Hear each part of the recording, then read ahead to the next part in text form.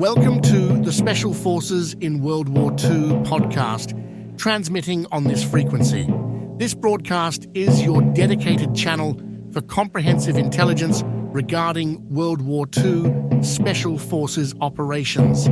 Our transmissions encompass in-depth analysis of their strategic maneuvers, cutting-edge equipment, illustrious biographies, and an array of pertinent subjects. The orchestration of these transmissions is executed by the expert team of the Special Forces in World War II website, a squad deeply immersed in the historical theatre. For further insights, visual aids, and captured moments frozen in time, navigate to our virtual headquarters at worldwar2-soft.com. Your immersion into the front lines of knowledge awaits. Over and out. Welcome back to another episode of the Special Forces in World War II podcast, where we dive into the bold, the daring, and the extraordinary stories, tactics, and equipment of the special and specialized forces whose actions helped shape the outcome of World War II. I'm your host, Michael Wyers, and as always, we're here to uncover the lesser-known stories behind the remarkable units whose courage and innovation redefined the battlefield. Most of us are familiar with the British Airborne coup de main against the Caen Canal and the Orne River bridges on June 6, 1944. In the early hours of D-Day, D Company and elements of B Company of the 2nd Battalion, Oxfordshire and Buckinghamshire Light Infantry, part of the British 6th Airborne Division, landed in gliders and captured their objectives with astonishing precision.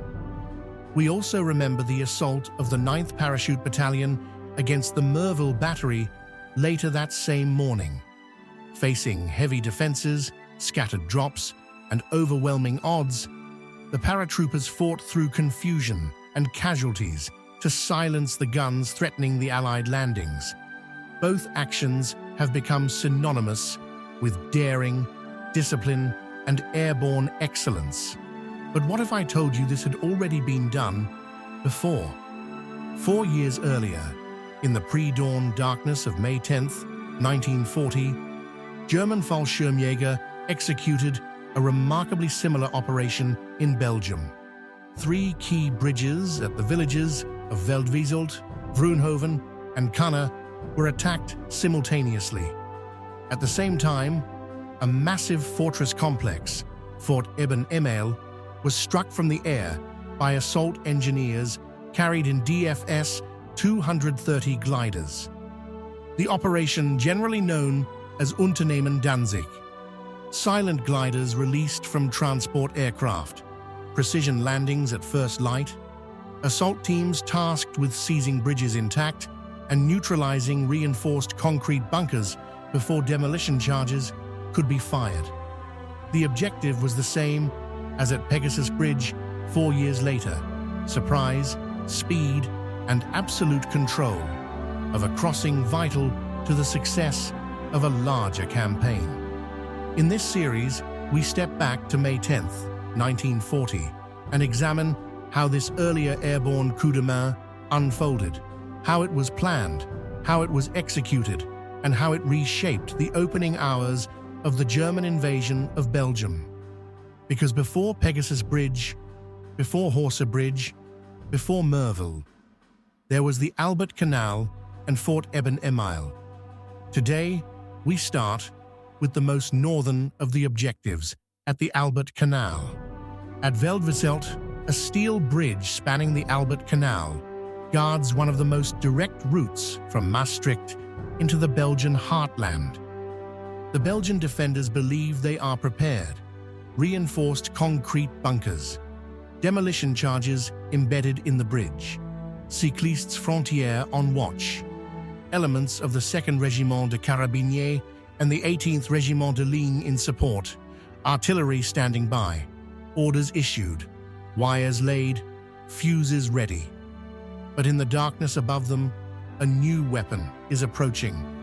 Fallschirmjäger of Sturmgruppe Stahl, carried in DFS 230 gliders and towed by Junkers Ju-52 aircraft, are on their way. Their mission is uncompromising. Seize the bridge intact, neutralize the bunkers, cut the demolition cables, establish a bridgehead, hold until relieved. There will be no warning bombardment, no preliminary assault, only the sudden arrival of silent aircraft descending through mist and first light.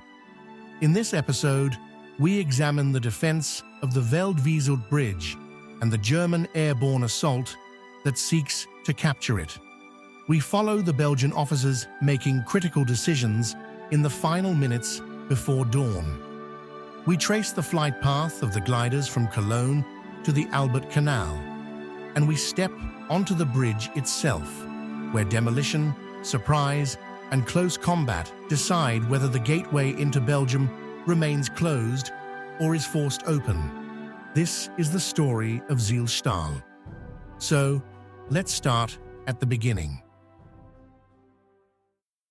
The bridge at Veldwezelt is a steel construction spanning the Albert Canal at the Veldwezelt cutting.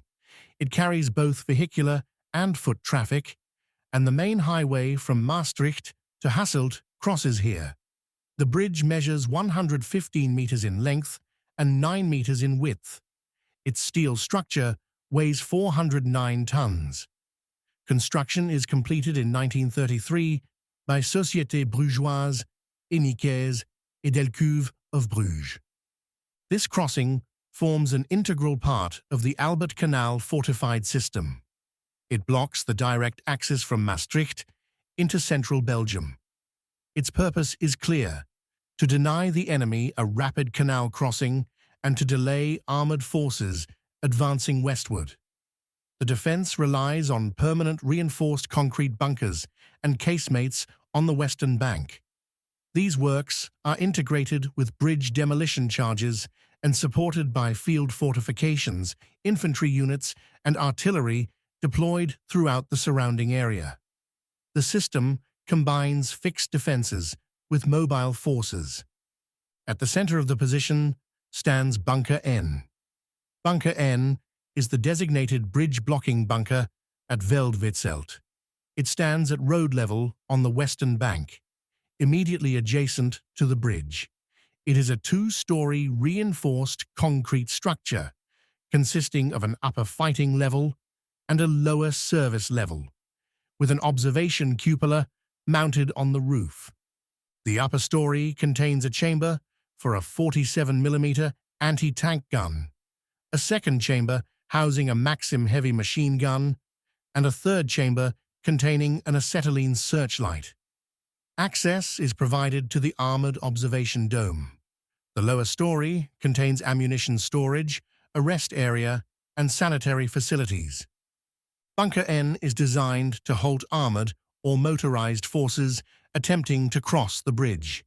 It controls the demolition system if ordered and delivers direct fire onto the roadway as well as flanking fire across the bridgehead. The detonation fuses for the bridge demolition charges are located near the bunker entrance. Responsibility for demolition and anti-tank defense rests with the Cyclistes Frontières assigned to the Limburg sector. Supporting Bunker N are the flanking canal casemates along the western bank. In Belgian documentation, they are designated Casemate C and Casemate D. They belong to the standard Maastricht Enclave casemate type and are similar in construction to those at Vroonhoven. Each casemate is built in reinforced concrete and consists of 2 floors. Their fire is oriented laterally along the canal. An observation cupola crowns the roof, and access is through a rear entrance on the upper level. The upper level contains several chambers facing the canal. Weapon chambers are prepared for mounts on a chardome chassis. Searchlight chambers illuminate the canal and bridge approaches. Emergency exits are incorporated, and light machine gun positions cover the immediate frontage. The lower level contains automatic weapon chambers fitted with chardome mounts. Light machine gun embrasures cover dead ground near the canal bank. Mortar openings allow limited indirect fire. Storage rooms and latrines are installed. Diamond-shaped trenches are dug in front of the lower firing ports to prevent blockage by debris. From February 1935 onward, Casemate C and Casemate D are manned by Cyclistes Frontières from the Lanaken sector. Each casemate is commanded by an officer or a non-commissioned officer. 2 sergeants supervise the upper and lower levels. A light machine gun gunner serves with 2 ammunition handlers. A senior private and several soldiers conduct observation, liaison, and searchlight duties. Bunker N is manned by a smaller detachment focused on the anti-tank gun, the machine gun, and the demolition system. The bridge and its immediate surroundings are defended by elements of the 2nd Régiment de Carabiniers and the 18th Régiment de Ligne. These units provide close infantry protection for the permanent works. They occupy slit trenches, rifle pits, and shallow trench systems behind the canal line. Their role is to prevent airborne troops from approaching the bunkers from the rear. Machine gun sections from these infantry units cover dead ground between the bunkers and casemates. Their effectiveness depends on coordination with Bunker N and the flanking casemates. In the wider Veldwezelt sector, elements of the 6th Compagnie under Capitaine de Cécile are deployed in dispersed strongpoints covering the approaches between Veldwezelt, Hees, and the canal line. These positions are intended to block German movement following any airborne landing. Additional infantry elements from the 3rd Compagnie of the 18th Régiment de Ligne occupy nearby high ground. Their task is to support the canal defences and conduct counterattacks if ordered. Artillery support is provided by Belgian field artillery. Elements of the 20th Régiment d'Artillerie deploy in rear positions, covering the canal crossings and the main road axes. Forward observers coordinate artillery fire in support of the bunkers and infantry. Mortar detachments provide indirect fire against infantry concentrations near the bridgehead. The road approaches to the bridge are prepared for demolition. Charges are laid in the roadway and at key structural points. Wire obstacles and anti-infantry barriers are in place to delay attackers under fire from the bunkers and casemates. These measures depend on timing, intact communications, and clear command and control. If any element fails, the access from Maastricht into Belgium lies open, and that is precisely what the defenders at Veldwezelt are determined to prevent. The primary objective of Sturmgruppe Stahl is to seize the bridge intact. The unit is heavily armed for rapid assault. The force carries light and heavy machine guns. It includes mortars and a Panzerbüchse 38 anti-tank rifle. Many men are equipped with MP-38 submachine guns. Others carry Carabiner 98K rifles, several fitted with telescopic sights. Every man carries hand grenades and a service pistol. Explosive charges are also brought forward for demolition tasks. All tasks assigned to Sturmgruppe Stahl focus on one objective. The bridge must be captured and held. Enemy buildings and bunkers east of the bridge must be neutralized. Enemy troops in that sector must be destroyed or driven off.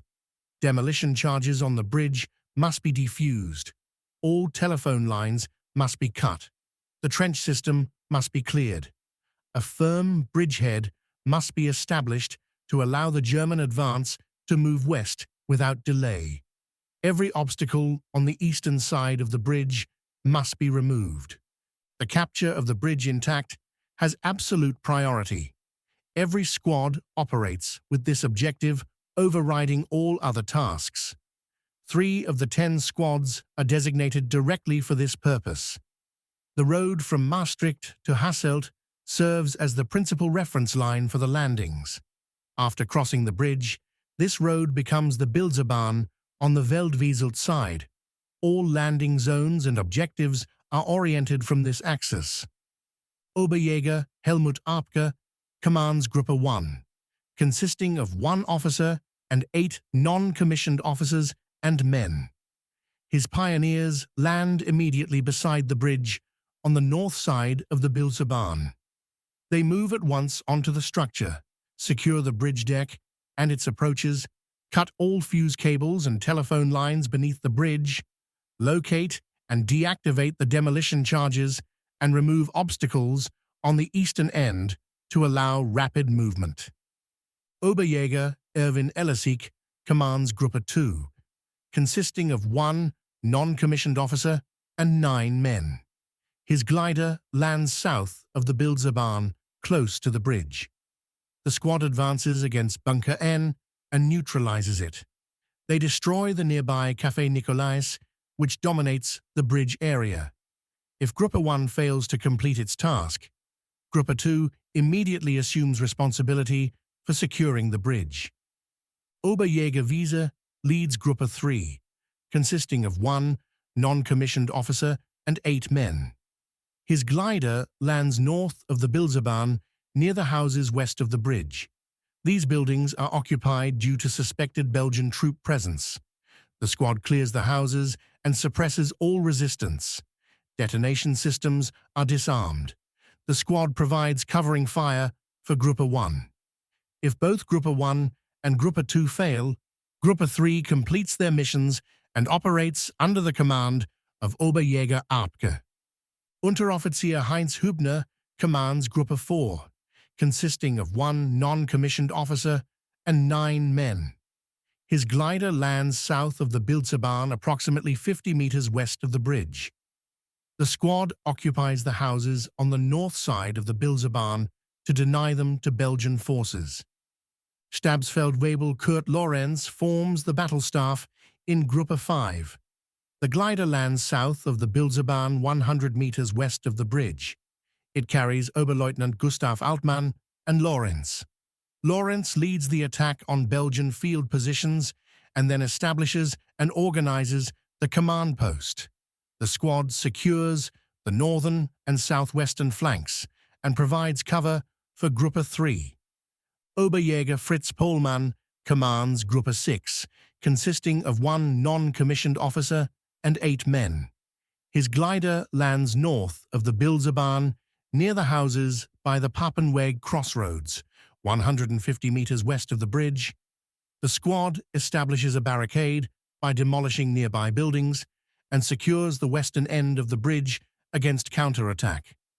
Unteroffizier Walter Bethke leads Gruppe 7, consisting of 1 non-commissioned officer and 8 men.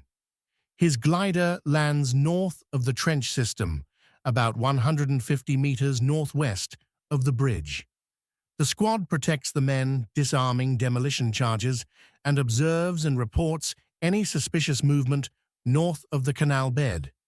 Oberfeldwebel Rudolf Toschka commands Gruppe 8, consisting of 1 non-commissioned officer and 8 men. His glider lands north of the Bilzebahn, near a house 100 meters from the bridge. The building is occupied. The squad secures the northern and northwestern approaches to the bridge. Unteroffizier Erich Rückriem leads Gruppe 9, consisting of 1 non-commissioned officer and 8 men. His glider lands south of the Belgian trench system, 150 meters southwest of the bridge. The squad secures the western and southwestern flanks, monitors movement along the canal bank toward Vroonhoven, and provides cover for the men disarming the demolition charges. Gruppe 10 is formed 2 days before the operation as Oberleutnant Altmann's reserve. It includes men without airborne training or operational experience, as well as trained paratroopers. The command post is established 100 meters southwest of the bridge. From this position, Oberleutnant Gustav Altmann directs the operation. The area is divided into a northern and a southern sector to ensure control and coordination. In the northern sector, Oberfeldwebel Rudolf Toschke assumes command. His responsibility extends from the canal positions to the Bilserbahn. He controls the operations of Gruppen 3, 4, and 7. After completing their missions, these squads hold their ground, prepare to repel a Belgian counterattack from the northwest, and prevent Belgian troops from regrouping in the area. The southern sector falls under Oberjäger Fritz Pohlmann. His sector covers the terrain between the canal and the Bilserbahn. Gruppen 2, 6, and 9 operate within this area. Their task is to secure the ground, defend against counterattacks from the northwest, and deny regrouping opportunities to Belgian forces. Gruppe 1 retains control of the bridge itself. Once the bridge is secured, the squad on the frontier side protects it. Oberjäger Helmut Arpke's squad then assumes the role of mobile reserve. Additional support is provided by the Schwerer Maschinengewehr Halbzug under Lieutenant Helmut Ringler. His men jump from two Junkers 52 aircraft. They land south of the Bilserbahn, behind the Belgian trench system, 40 minutes after the gliders land. Ringler establishes contact with Oberleutnant Altmann as soon as possible, assesses the tactical situation, and secures both sectors with his half-platoon. Luftwaffe aircraft circle above the area and provide cover. Ground signals are transmitted using bedsheets and flags. Radio communication runs through the command post. 90 minutes after the attack begins, flak units are expected to reach Altmann's position. Fire control is then assumed by Lieutenant Helmut Ringler and Stabsfeldwebel Kurt Lorenz. The most decisive weapon available to the German assault force is the hollow charge. Its effect is intended to shock and dislocate the defense. These charges are used against the Albert Canal bridges and Fort Eben Emael. They are employed to destroy bunkers and casemates. Radio sets are dropped in containers, with one allocated to each bridge, ensuring continuous contact with Oberst Aldinger's artillery batteries. Early in the evening of May 9, 1940, the Fallschirmjäger and the pilots of the DFS 230 assemble at the Cologne airfields. Months of preparation now culminate in the execution phase. The spearhead assigned to the invasion of Belgium awaits the order to depart. Equipment is checked one final time. Maps are reviewed. Weapons are inspected. The men understand that surprise and precision will determine the outcome. At 2 o'clock, the final briefing begins. The glider pilots study the flight route once more in exact detail. Particular emphasis is placed on the release point. The DFS 230 gliders must disengage from their Junkers 52 towing aircraft between Aachen and Maastricht. Accuracy at this stage is critical. A mistake here means missed landing zones, lost surprise, and failed objectives. At 4:30, 10 Junkers 52 aircraft with attached DFS 230 gliders of 3rd Staffel take off for Veldwezelt. The gliders are arranged in groups of 3. Every 20 seconds, a light signal authorizes the next group to depart. Each group flies in a V-shaped chain. The leading gliders of each formation are probably painted in a darker camouflage, with lighter upper surfaces to identify the formation leaders in the dim pre-dawn light. The formation operates under the command of Lieutenant Nevries. 9 aircraft depart from Köln-Ostheim. 1 departs from Köln-Butzweilerhof. Near Aachen, they climb to approximately 2,600 meters. From there, the gliders are to release their tow cables and continue silently toward their objectives. Approaching 500, the lights of Maastricht become visible below. The formation remains at 2,600 meters.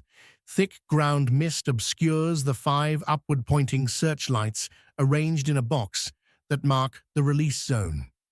Dutch anti-aircraft fire suddenly opens from below. tracers rise into the darkness. The Junkers 52 gives the signal for disengagement and begins its turn away.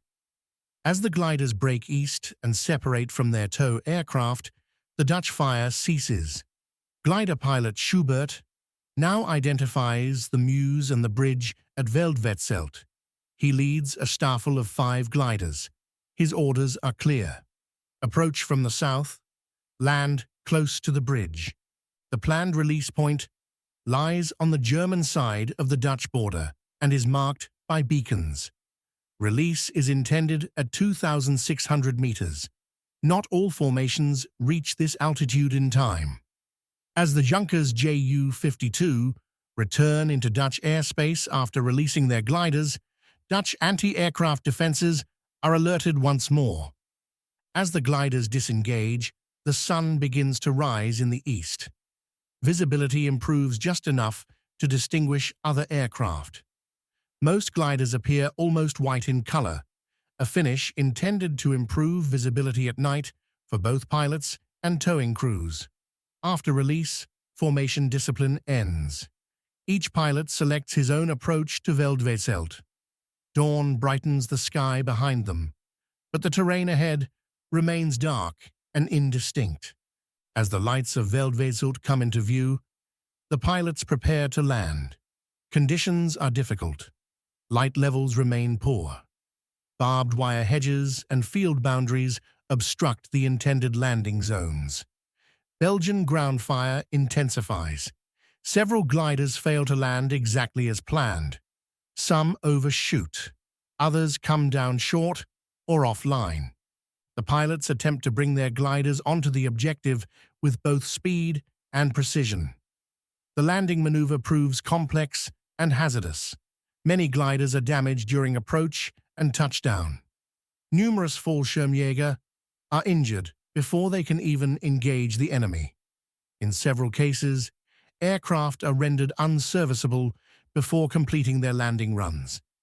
At least one glider is hors de combat before it even reaches its designated landing point. This occurs with the glider assigned to Gruppe 9, commanded by Unteroffizier Erich Rückriem and led during the landing phase by Oberjäger Helmut Stur. During the final approach, Belgian fire strikes the aircraft. The left wing is damaged. The pilot suffers a head wound but retains control. Despite his injury, he manages to land the glider. The impact causes further casualties among the Fallschirmjäger inside. Most of the men are incapacitated on landing. Only 3 remain fit for combat.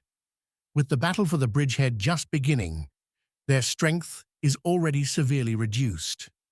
While the Germans were completing their final preparations for the assault, the Belgian defenders at the bridge remained entirely unaware of what was about to unfold. During the night of May 9th and May 10th, 1940, 6 men of the 6th Compagnie, under the command of Caporal Andries, maintain watch over the bridge at Veldwezelt. 2 of these men are gendarmes from the Cyclistes Frontières volunteers. They do not know how to prime the demolition charges. For this reason, they are relieved during the night. This differs from procedures at Fraunhofen. In practice, frontier security consists largely of operating the barrier arm and monitoring traffic. Between 1:10 and 1:30, an alarm is raised. It is not taken seriously. Previous false alarms have often been linked to training maneuvers. A German attack is not considered imminent. As a result, all men remain present at their assigned posts at both Veldwezelt and Fraunhofen when the attack unfolds. The crew of Bunker N, responsible for the direct defense of the bridge, receives orders from Kapitein Gidlow to activate the demolition charges. These charges are located in the center of the bridge structure and in the eastern main support. The bunker is built of reinforced concrete and matches the construction of the bridge bunkers at Fraunhofen. It is armed with 1 light machine gun, 1 47mm anti-tank gun, 1 heavy machine gun, and a searchlight. For security reasons, Bunker N is constructed on the western side of the canal. The canal banks slope down toward the bed. Barbed wire surrounds the bunker. The inner door is armored. The outer door cannot be locked from inside.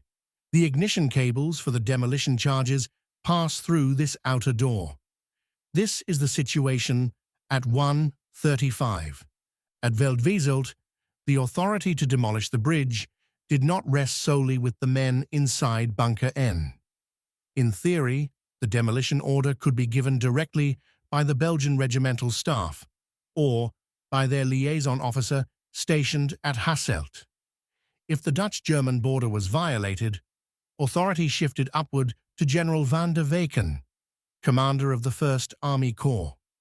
If the Belgian frontier itself was breached, the responsibility passed to Captain Gidelow, commander of the frontier cyclists in Limburg. Only in the case of what the regulations described as an unmistakable and direct enemy threat could a local non-commissioned officer, squad commander, or bunker commander order demolition independently. However, the regulations were explicit. An exchange of fire in the vicinity did not automatically constitute such a threat. Even the destruction of a neighboring bridge did not qualify. During the night, Mayor Gewertz of Veldwezelt receives instructions from the 1st Army Corps to evacuate all civilians within a 300-meter radius of the bridge. The order comes far too late. Moreover, few believe the alarm is genuine. At 4:05, Lieutenant Bloch, liaison officer of the 2nd Régiment de Carabiniers, visits Capitaine Jamez, commander of 6th Compagnie, at the bridge. Bloch verifies whether the evacuation orders have been executed. Destruction of the bridge represents the final defensive measure available to the bunker crew. Caporal William Orne commands Bunker N. Sergeant Georges van der Elst is absent, serving as an instructor at Beverlo. Orne receives the order to prepare demolition. He immediately sends one of his 10 soldiers to Bunker C, located at the base of the bridge support. The men there must evacuate before the explosion. Reoccupation is to follow only after demolition has been carried out. At 4:25, Major Drischer of 2nd Battalion, 2nd Régiment de Carabiniers, hears Fort Eben Emael fire 20 warning rounds. He again requests permission to demolish the bridge.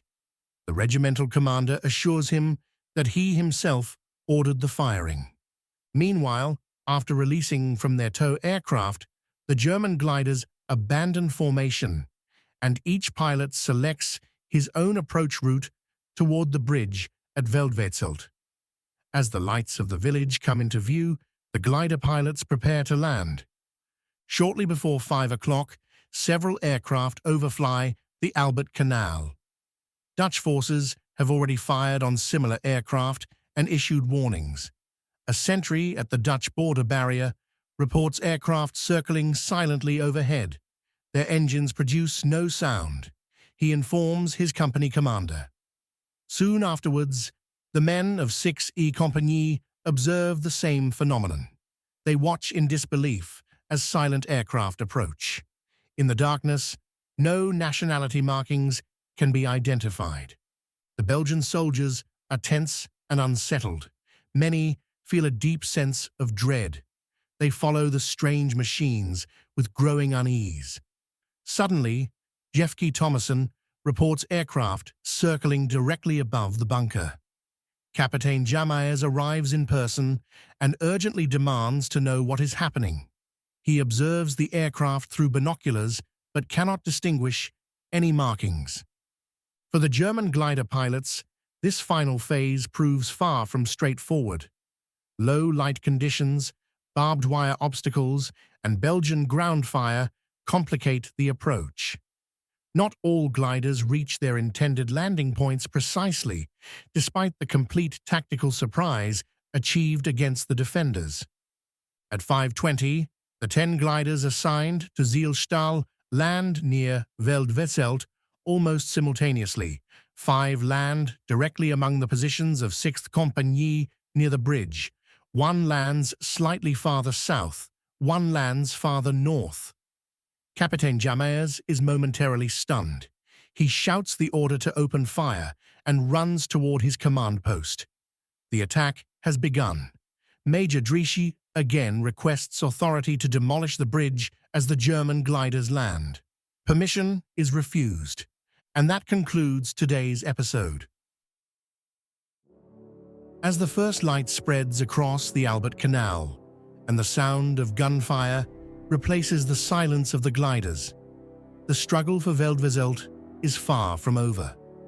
A fortified crossing, built in 1933 and integrated into Belgium's canal defense system, has just been struck by an entirely new form of warfare. Reinforced concrete bunkers, demolition charges embedded in steel supports, Cyclistes Frontières on watch, elements of the 2nd Régiment de Carabiniers and the 18th Régiment de Ligne deployed in support. On paper, the bridge is a controlled obstacle, ready to be destroyed at the decisive moment. Yet within minutes, Fallschirmjäger of Sturmgruppe Stahl are on the ground. Oberleutnant Gustav Altmann establishes his command post. Oberjäger Helmut Abke moves onto the bridge itself. Unteroffizier Erich Rückriem's men fight forward despite casualties during landing. Belgian officers request permission to demolish. Orders are delayed. Seconds matter. Veldwezelt becomes a test of timing, initiative, and nerve. It shows how surprise and precision can fracture even a prepared defensive system. It also reveals how quickly events escape control once the first shots are fired. In the next episode, we move into the detailed, minute-by-minute reconstruction of the assault on the bridge of Veldwezelt itself. We examine the landings of each Gruppe. We analyze the fight for Bunker N.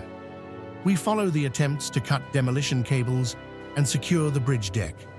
And we assess the critical decisions taken on both sides as the battle unfolds. To explore this subject in greater depth, including photographs, maps, original documents, and the complete source list behind this series, visit www.worldwar2-sof.com, where you will find dedicated pages on Fort Urban Email and the Albert Canal crossings at Veldwezelt, Vroonhoven, and Caen. Thank you for listening to the Special Forces in World War II podcast. I'm your host, Michael Vyers, and I look forward to joining you in the next episode as we step directly into the assault on Veldwezelt.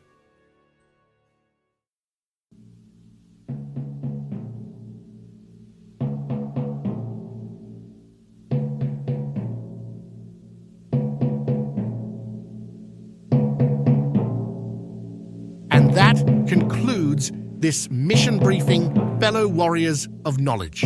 We've navigated through the trenches of information, delving deep into the battlefields of history. As we wrap up this episode in our campaign for understanding, remember that knowledge is your most potent weapon. Stay vigilant and keep sharpening your intellectual arsenal. We'll rendezvous again for another episode, continuing our relentless pursuit of enlightenment. Until then, keep your mind sharp, your curiosity burning, and your determination unwavering. Simultaneously, you are hereby alerted to our outposts on Facebook, Instagram, and YouTube, fortifying our information dissemination. Should you possess any pertinent intelligence to bolster our mission, transmit your findings with no hesitation. Your contributions shall be prominently acknowledged within the operational archives. Furthermore, for those prepared to provide substantial reinforcement, navigate to our Patreon forward base and enlist. Your support is integral to sustaining our forward thrust. Carry forth the legacy. Dismissed.